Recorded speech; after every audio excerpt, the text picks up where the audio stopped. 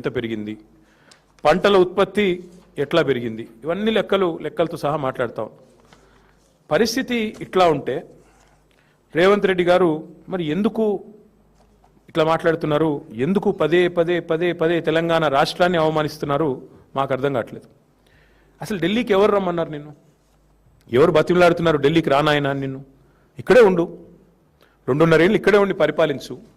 ఆ మూటలు మోయకుండా, లుచ్చా మాటలు మాట్లాడకుండా మాట్లాడు, మంచి మాటలు మాట్లాడి 1000 కోట్ల రూపాయలు ఢిల్లీలో సమర్పించుకోకుండా ఇక్కడే ఉండి మాట్లాడు. ఇంకా చండాలమైన మాట, తెలంగాణ వాళ్ళు అనగానే అసహించుకుంటున్నట. ఆయన అంటున్నాడు, నిన్న తెలంగాణ వాళ్ళు అనగానే అసహించుకుంటున్నారు. అసహించుకునేది నువ్వు చేసిన దివాలాకోరు రాజకీయం, నువ్వు చేసిన వెధవ పనులు, ఓటుకు నోటు కేసులో దొరికిపోయిన విధానం, ఇవన్నీ నేను చూడగానే గుర్తొస్తున్నాయి. దొంగను చూసినట్టు చూస్తున్నారు. అవును, చూస్తారు. దొంగను దొంగలాగానే చూస్తారు, ఇంకోలాగా చూడరు. దొరను దొరలాగానే చూస్తారు, దొంగను దొంగలాగానే చూస్తారు. That is the world. ఇవాళ వాస్తవం ఏంటి అంటే తెలంగాణను చూసి ముక్కున వేలేసుకుంటున్నారు, తెలంగాణను చూసి ఆశ్చర్యపోతున్నారు. కేంద్రం సహకరించకపోయినా, ఎట్లా తెలంగాణ వాళ్ళు ఒక జాతీయ ప్రాజెక్ట్ ఇవ్వకపోయినా ఇంత సాగు విస్తీర్ణం ఎట్లా పెరిగింది, ఇన్ని పంటలు ఎట్లా అద్భుతంగా పండిస్తున్నారు తెలంగాణ రైతులు, ఏం మ్యాజిక్ చేసింది తెలంగాణ. పీయూష్ గోయల్ మాటలు చెప్పాలంటే క్యా చమత్కార్ కరే బై తుమ్ లోగ్ అన్నాడు. అది ఇవాళ తెలంగాణను చూసి దేశం ఆశ్చర్యపోతున్న తీరు. అసలు కేంద్రం సహకరించనే లేదు మేము 10 ఏళ్ళుంటే. కానీ ఒక నేషనల్ ప్రాజెక్ట్ స్టేటస్ ఇవ్వకపోయినా అవతల వేరే రాష్ట్రాల్లో దశాబ్దాలుగా ప్రాజెక్టులు ఇంకా ములుగుతూ నడుస్తున్నా ఇక్కడ 4 ఏళ్లలోనే ప్రపంచంలోనే అతిపెద్ద లిఫ్ట్ ఇరిగేషన్ ప్రాజెక్ట్ కట్టింది తెలంగాణ. అది చూసి ఆశ్చర్యపోతున్నారు దేశం అంతా. నిన్నగాక మొన్న కదా మేఘాలయ ముఖ్యమంత్రి వచ్చి కమాండ్ కంట్రోల్ సెంటర్ చూసి ఎంత అద్భుతంగా ఉంది ఇది, నాకు స్వయంగా ఫోన్ చేసిండు. కాన్రాడ్ సాంగ్మా నాకు మిత్రుడు కాబట్టి ఫోన్ చేసి మరి ఏం అద్భుతంగా కట్టినారా కేసీఆర్ గారి విజను, మీరు గవర్నమెంట్లో లేకపోవచ్చు కానీ మీ పరిపాలన ఫలితాలు ఇంకా కనబడతానే ఉన్నాయి, అద్భుతంగా ఉందని చెప్పి మరి ఇవాళ కాన్రాడ్ సాంగ్మా లాంటి నాయకులు మాట్లాడుతున్నారు. సూపర్ స్టార్ రజనీకాంత్ ఏమన్నాడు హైదరాబాద్కి వచ్చి, ఇది హైదరాబాదా న్యూయార్కా అన్నాడు, యాదికుందా? ఫాక్స్కాన్ చైర్మన్ ఏమన్నాడు, ఇది ఇండియానేనా అన్నాడు. గట్ల ఆశ్చర్యపోతురు తెలంగాణను చూసి. నీలాంటి సన్నాసికి అర్థం కాకపోవచ్చు తెలంగాణ గొప్పతనం కానీ తెలంగాణ యొక్క ఎదుగుదల కానీ నీకు జీర్ణం కాకపోవచ్చు. నీ అజీర్తి వల్ల వచ్చిన ఇబ్బందుల్లో నువ్వు మాట్లాడుతుండొచ్చు. కానీ ఒకటి వాస్తవం, 10 ఏళ్లలో కేసీఆర్ ఒక సింహంలాగా పరిపాలించి నా రాష్ట్రం, నా సొంత రాష్ట్రం, నేను పోరాడి తెచ్చిన రాష్ట్రం అన్న దాంతో పట్టుదలతో, ప్రేమతో, దార్శనికతతో కష్టపడి పనిచేసి అందరిని ఒప్పించి మెప్పించి నిర్మాణాలు చేసిండు కేసీఆర్. నీ వల్ల, నీకున్న ప్రాబ్లం వల్ల సహజంగా నిన్ను చూడంగానే పారిపోతారు, నిన్ను చూడంగానే అవమానిస్తారు, నిన్ను చూడంగానే ఒక దొంగ వచ్చిండ్రా అనుకుంటారు. అది నీ కర్మ, మేమేం చేయలేం దానికి. ఇవాళ తెలంగాణ వాస్తవంగా చెప్పాలి అంటే అప్పులు కాదు మేము చేసింది, ఎంత అప్పు అని వీళ్ళ దోస్తే అడిగిండు, ఎవరో కాదు. వీళ్ళ దోస్తు ఒక ఆయన ఉన్నాడు, చీకటి స్నేహితుడు, మాధవనేని రఘునందన్ రావు అని ఎంపీ, బీజేపీ ఎంపీ, చీకటి దోస్తు రేవంత్ రెడ్డి. ఆయనతో నేను అడిగిపించిండు, ఏంది అసలు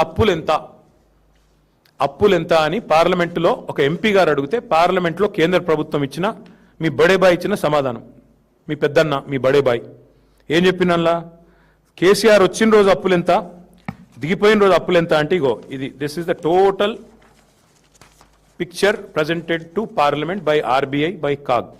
ఏమని చెప్పారు అందులో, కేసీఆర్ గారు అధికారంలోకి వచ్చిన రోజు 72,000 కోట్ల అప్పు రాష్ట్రం ఎత్తి మీద ఉన్నది, కేసీఆర్ దిగిపోయిన రోజు 3,50,000 కోట్ల అప్పు, total public det of Telangana.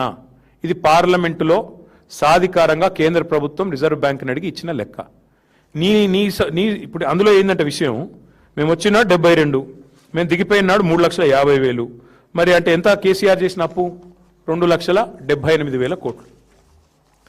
కానీ నీ పరిస్థితి ఎట్లుంది, నీకు వాస్తవాలు బయటకు వస్తే నీకు నచ్చలేదు, అందుకే నోటికొచ్చినట్టు ఎంత వస్తే అంత, ఒకరోజు 6 లక్షల కోట్లు అంటాడు, ఇంకో రోజు 7 లక్షల కోట్లు అంటాడు, ఇంకో రోజు 8 లక్షల కోట్లు అంటాడు.